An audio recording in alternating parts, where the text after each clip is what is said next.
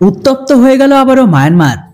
পালিয়ে সীমান্ত পেরিয়ে ভারতে আশ্রয় মায়ানমারের ৬০০ সেনা। মায়ানমারের পরিস্থিতি ক্রমশ উত্তপ্ত হচ্ছে। একের পর এক এলাকা দখল করে নিচ্ছে বিদ্রোহী আরাকান আর্মি। এরই মধ্যে অন্তত ৬০০ মায়ানমার সেনা সীমান্ত পেরিয়ে ভারতে আশ্রয় নিয়েছে বলে খবর। বর্তমান সময়ে সংবাদ মাধ্যমে প্রকাশিত খবর অনুযায়ী জানা যাচ্ছে, মায়ানমার ও ভারতের সীমান্তবর্তী কিছু গুরুত্বপূর্ণ অংশ এখন আরাকান গোষ্ঠীর দখলে। মায়ানমার সেনার অবস্থা এখন কোণঠাসা। এরই মধ্যে যুদ্ধক্ষেত্রে কার্যগত পালিয়ে যাচ্ছে অধিকাংশ মায়ানমার সেনাবাহিনী। সীমান্ত পেরিয়ে মিজোরামে প্রবেশ করেছে অন্তত ৬০০ মায়ানমার সেনা। মিজোরামে অসম রাইফেলসের একটি ক্যাম্পে এই সেনাদের রাখা হয়েছে।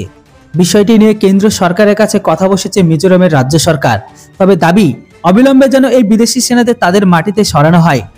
জানা যাচ্ছে এখনো পর্যন্ত ১৫০ জন সেনাকে মায়ানমারে পাঠানো হয়েছে। পরিস্থিতি এতটাই ভয়াবহ যে বাকি সেনা কিছুতেই সেখানে ফিরে যেতে চাইছে না। মায়ানমার সব থেকে বেশি উত্তপ্ত পশ্চিম অংশ। ওখানে রাখাইন এলাকা কার্যগত আরাকান আর্মির দখলে। ভারত ও বাংলাদেশের সীমান্তবর্তী একের পর এক গুরুত্বপূর্ণ শহর দখল করে নিচ্ছে আরাকান গোষ্ঠী।